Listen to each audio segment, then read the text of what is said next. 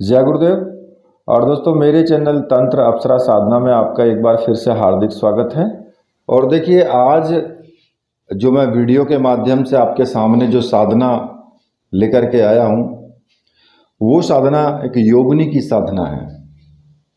और उस योगिनी का नाम दिव्य योगा योगिनी है। और मेरे विचार से ये साधना मुश्किल ही आपको कहीं पर मिल पाए। देखिए, मैं पहले आपको थोड़ा योगिनी के बारे में समझा देता हूँ कि वास्तविकता क्या है। देखिए,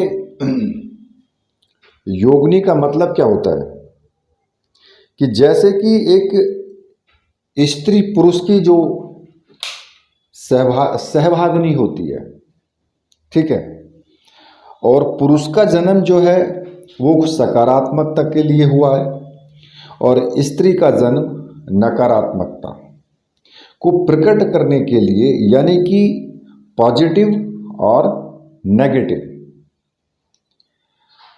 तो स्त्री का जो रूप है वो धरती के समान होता है और पुरुष का रूप है वो एक धरती पर, जैसे कि एक किसान फसल उगाता है ना, उस प्रकार से होता है। और स्त्रियों की शक्ति को विश्लेषण करने के लिए 64 योगिनी की प्रकृति को समझना बहुत जरूरी है, क्योंकि पुरुष के बिना स्त्री अधूरी है और स्त्री के बिना पुरुष अधूरा है। और योगिनी की पूजा का जो कारण शक्ति की समस्त भावनाएं जो होती है ना, उनको मानसिक धारणा में समाहित करना होता है और प्रत्येक अवसर पर इन बातों को प्रकट करना, उनका प्रयोग किया जा सकता है। ठीक है, बिना शक्ति को समझे, शक्ति की उपासना किए बिना फल भी प्राप्त नहीं होता है, क्योंकि शक्ति के बिना शिव अधूरे और शिव के बिना शक्ति अधूरी। तो इसलिए माता पार्वती एक जगदम्बा का जो रूप है वो माता पार्वती का ही है। और जो उनकी जो सहयोगिनी है वो यही 64 योगिनियाँ होती हैं। और 64 योगिनियाँ ही प्रत्येक कार्य को करती हैं। और योगिनियों की जो शक्ति होती है वो बहुत ही प्रचंड होती है। योगिनियाँ 60 कर्मों में, यानी कि मारण, मोहन, वशीकरण, उच्चाटन, शांति कर्म, ये सब जो 60 कर्म है इस प्रकार के, इनमें योगिनियाँ बहुत तीव्रता के साथ कार्य करती हैं। खेचरी विद्या, यानी कि एक शरीर को कई शरीरों में विभक्त कर देना, या फिर पानी पर चलना, या हवा में उड़ना, या फिर अदृश्य होना, ये सभी कार्य योगिनियों की शक्तियों के द्वारा ही संभव है। योगिनी की जो शक्ति होती है वो बहुत प्रचंड शक्ति होती है। योगिनियाँ जो होती हैं वो कहते हैं ना कि 10 महाविद्याएं, 10 महाविद्याएं भी योगिनियाँ ही हैं। वो 64 दिव्य जो योगिनी हैं, उन्हीं में जो प्रचंड है वो 10 महाविद्याएं हैं। और इन्हीं योगिनियों में सबसे पहले नंबर पर आती है दिव्य योगा योगिनी। ठीक है, पहली बात, योग शब्द से ही योगिनी बना है। वो स्त्री जिसके पास योग की शक्ति हो वही योगिनी है। और योग की शक्ति योगिनियों के अलावा नहीं है। तो जो दिव्य योगा है, योग शब्द से बनी हुई योगिनियों का मूल्य जो है वो शक्ति के रूप में आता है। जैसे कि एक दिन और एक रात में 1440 मिनट होते हैं। और एक योग की योगिनी का जो समय होता है यो 22.5 यानी कि 22.5 मिनट का होता है। और सूर्य उदय से 22.5 यानी कि 22.5 तक इस योग की जो योगिनी है उसका रूप प्रकट होता है।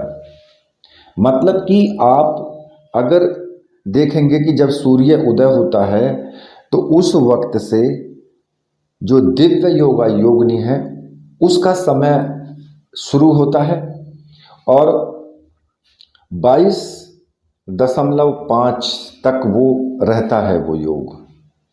प्रत्येक योगिनी का जो समय होता है वो 22.5 मिनट तक चलता है 24 घंटे के अंदर। तो 64 योगिनियों का अलग अलग टाइम पर उनकी जो शक्ति को प्रदर्शित करता है। और उसी प्रकार से जो जीवन के समय में यानी कि साल के शुरुआत में, महीने के शुरुआत में, दिन के शुरुआत में इस दिव्य योगा जो योगिनी है उसका रूप प्रदर्शित होता है। और इस योगिनी के समय में मान लिया कि सुबह के समय में या फिर महीने के शुरुआत में, सुबह का समय हो, महीने का शुरुआत हो, साल का शुरुआत हो, और इस टाइम पर जो भी व्यक्ति या बच्चा जन्म लेता है वो अपने संपूर्ण जीवन में महीना, दिन, ये सब प्रकट रूप में अपनी योग्यता को वो प्रकट करता है जरूर। और इस टाइम में जो बच्चा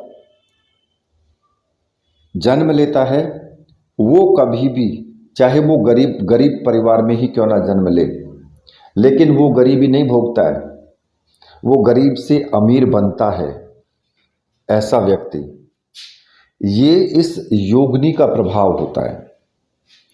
तो देखिए ये जो योगिनी है, ये योगिनी वास्तव में ही एक योग की, जो योगिनी बोलते हैं ना कि योग दिव्य, वो योगिनी है। और इसकी साधना अगर आप करते हैं तो आपके अंदर एक विशेष प्रकार की दिव्यता प्रकट होती है, जिससे कि आप योग विद्या आपके अंदर ऑटोमेटिक ही समाहित हो जाती है। आपके अंदर हर प्रकार की जो शक्ति है वो योगिनी, इस योगिनी के द्वारा अपने आप ही समाहित हो जाती है। और आप देखेंगे कि आपके अंदर एक विशेष प्रकार की तेजस्विता आ जाती है। केवल सोचने मात्र से ही आपके काम होना शुरू हो जाते हैं। तो ये इस प्रकार की योगिनी है। अब इस योगिनी की साधना कैसे की जाए वो मैं आपको बता देता हूं। देखिए, इस योगिनी की साधना करने के लिए आपको रात्रि में साधना करनी होगी। रात्रि के 9 बजे के बाद में जब भी आप साधना करें, क्योंकि रात्रि काल जो कहा गया है वो 9 बजे से और 3 बजे तक के टाइम को रात्रि कहा गया है।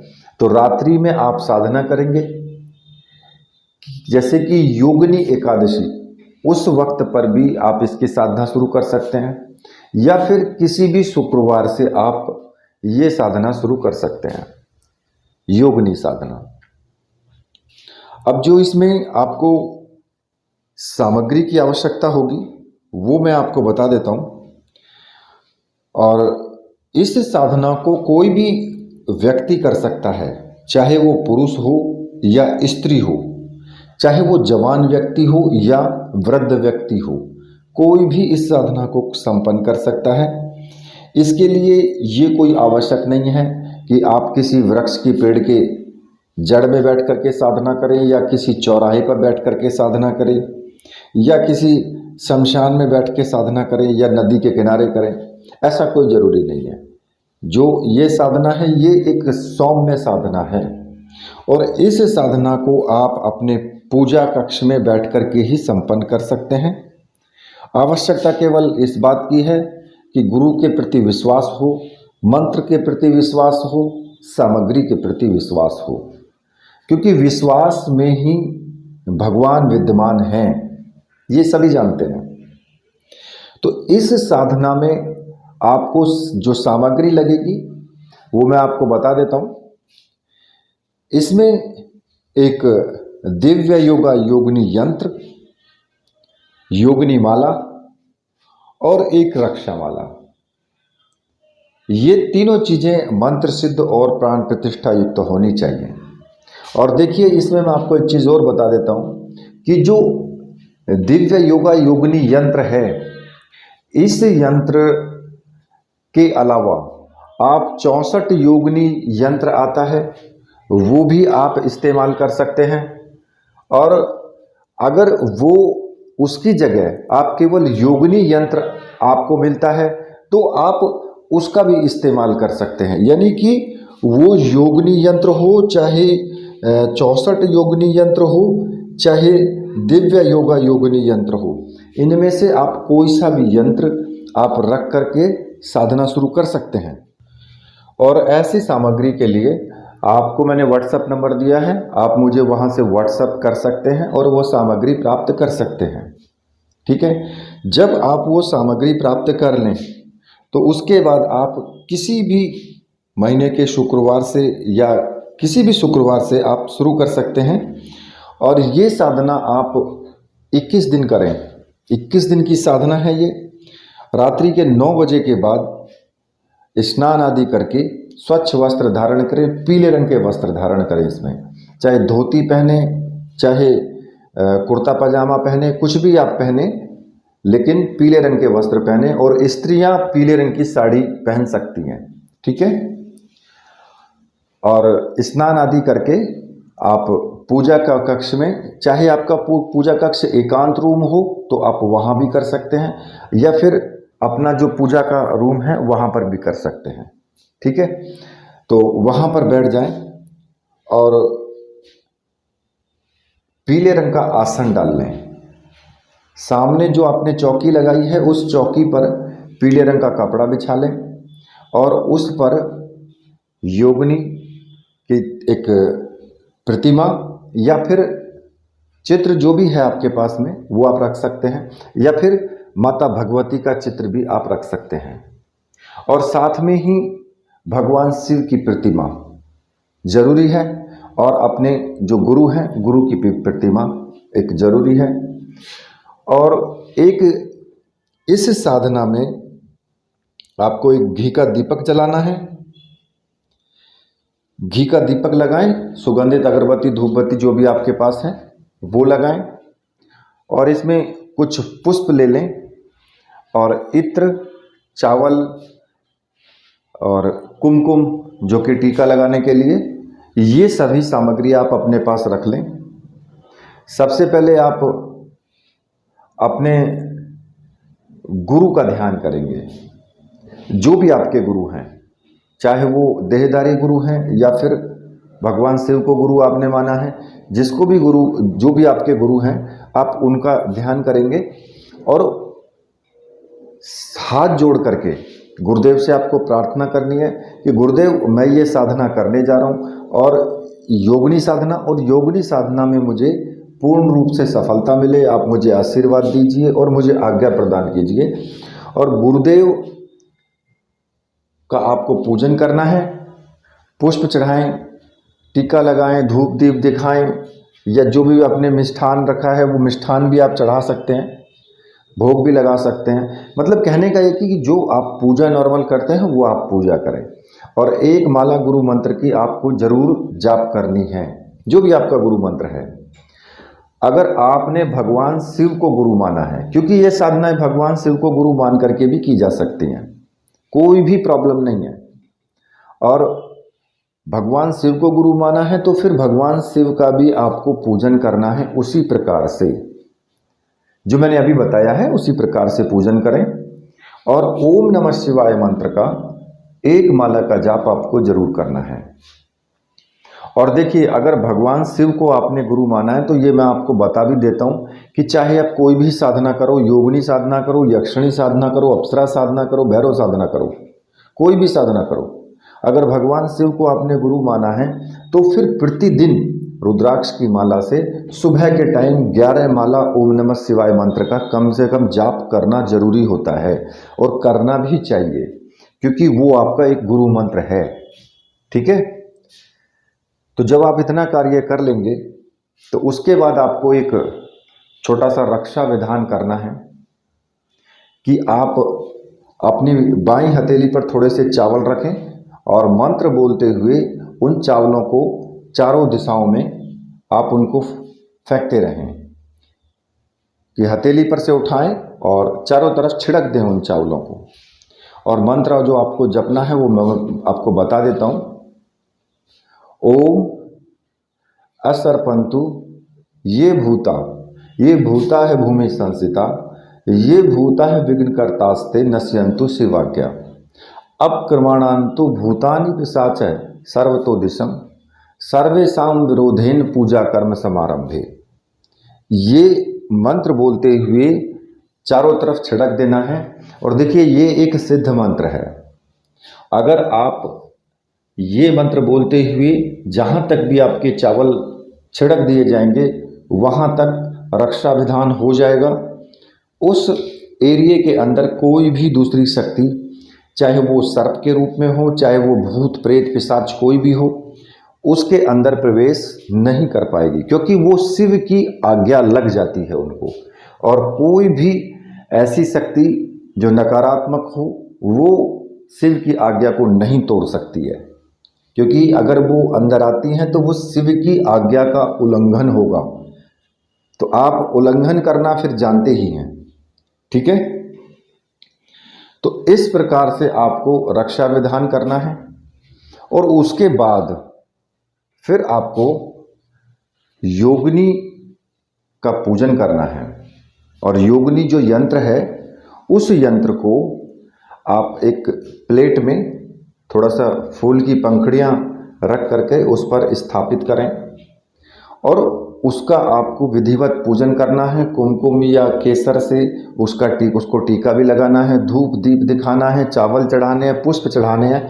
और उन मतलब कि योगिनी का एक विशेष छोटा सा पूजन आप जरूर करें। और ये प्रतिदिन आपको करना है। इतना कार्य आपको प्रतिदिन करना है, ठीक है। जब आप इतना कार्य कर लेंगे तो उसके बाद फिर आपको हाथ में जल लेकर के संकल्प लेना है कि मैं अमुक गोत्र में उत्पन्न अमुक नाम का व्यक्ति, अमुक पिता का पुत्र, आध्यात्मिक और भौतिक जीवन में दिव्य योगा योगिनी का सहचर्य प्राप्त करने के लिए मैं दिव्य योगा योगिनी साधना संपन्न कर रहा हूँ। और इस साधना में मुझे पूर्ण सफलता प्राप्त हो, जिससे कि मैं साधनाओं में तीव्रता के साथ आगे बढ़कर सफलता प्राप्त कर सकूं और योगिनी दिव्य योगा योगिनी के मुझे प्रत्यक्ष दर्शन हो। तो इस प्रकार से आप इस साधना में संकल्प लेंगे और योगिनी का ध्यान भी आपको करना है, ठीक है। तो कुछ देर ध्यान करने के बाद फिर आपको जो रक्षा माला है उसको अपने गले में धारण कर लेना है। और रक्षा माला आपके गले में तब तक धारण रहेगी जब तक आप मंत्र जाप करेंगे। जब मंत्र जाप पूरा हो जाए तो रक्षा माला को उतार के और अपने पूजा घर में ही रख दें। और देखिए संकल्प आपको पहले दिन ही लेना है, ऐसा नहीं कि रोज रोज संकल्प लें। पूजन तो आपको ये रोज ही करना होगा सारा, लेकिन संकल्प एक ही बार पहले ही दिन लेंगे बस। और 21 दिन तक की ये साधना है ही, मैंने आपको बता दिया है। इस प्रकार से जब इतना कार्य आपका हो जाएगा तो आप जो माला रखी हुई है माला का पूजन करेंगे, जो जाप की माला है, ठीक है। उस माला का पूजन करने के बाद पूजन में करना क्या है, आपको उस पर पुष्प चढ़ाना है, टीका लगाना है, धूप दीप दिखाना है, वो सब इतना कार्य करने के बाद, और ये जितना भी कार्य है ये सारा पूजन आपको मन से करना है, भाव से करना है। ऐसा नहीं कि एक आप साधना है तो उसको, कोई भी कार्य है साधना में पूजन है तो उसको खींचे जा रहे हैं, बस खींचना नहीं है, उसको भाव से करना है, प्रेम से करना है। और उसके बाद फिर आपको योगिनी के लिए जो भी आप प्रसाद चढ़ाना चाहें तो प्रसाद भी चढ़ा सकते हैं और उस प्रसाद को स्वयं आप खा सकते हैं फिर उसके बाद में, ठीक है। और उसके बाद आपको मंत्र जाप शुरू करना है। और जो मंत्र आपको जपना है वो मैं आपको बता देता हूँ। मंत्र इस प्रकार से है, ओम ऐम ऐम दिव्य आगच्छ आगच्छ ओम फट। ये मंत्र है। छोटा सा मंत्र है और कम से कम 11 माला का जाप होना जरूरी है। प्रतिदिन 11 माला का जाप करें, 21 दिन तक आप लगातार करें। अगर कोई व्यक्ति ज़्यादा जाप करना चाहता है तो वो ज़्यादा भी कर सकता है, चाहे कि 21 माला का, 51 माला का, वो आपके ऊपर निर्भर करता है। और अगर योगिनी 21वें दिन आपके सामने प्रत्यक्ष हो जाती है, कई बार प्रत्यक्ष हो जाती है, तो फिर आपको क्या करना है कि योगिनी को भेंट स्वरूप कुछ पुष्प और जो इत्र है, इत्र की शीशी, वो आप उनको भेंट कर दें और जो प्रसाद उनके लिए रखा हुआ है वो प्रसाद भी उन्हें भेंट करें।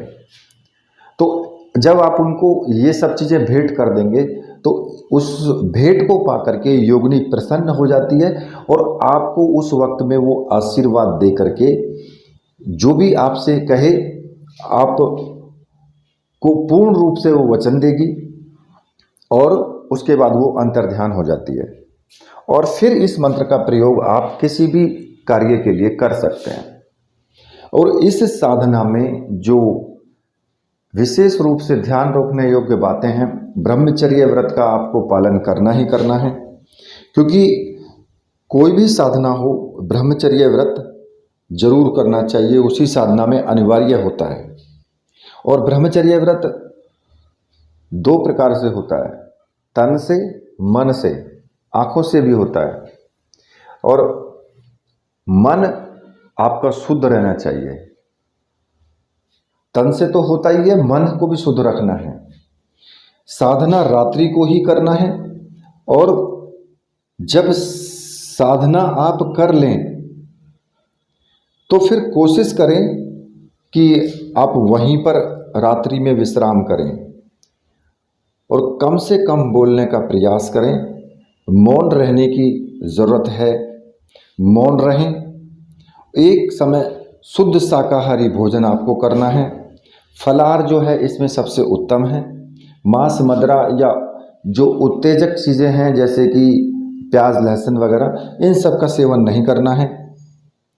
गुरु चिंतन करना है, अपने इष्ट का चिंतन करना है और जो विशेष साधना से संबंधित जो भी विशेष चिंतन है उसी में ही आप अपना समय व्यतीत करें।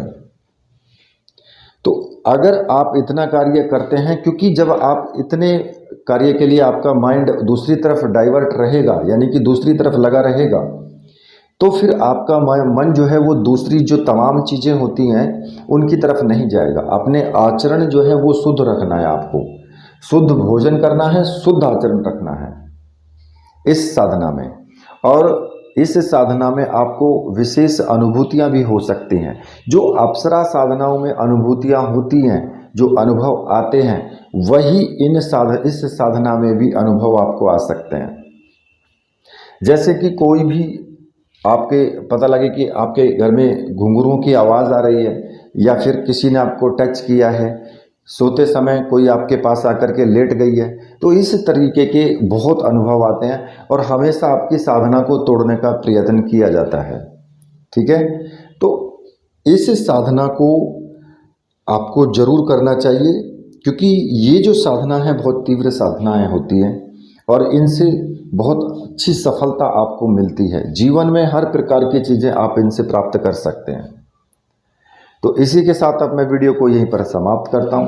तो मेरे साथ बोलिए बोलिए वीर बजरंगबली हनुमान जी महाराज की जय, बोलिए मेरे परमहंस गुरुदेव की जय।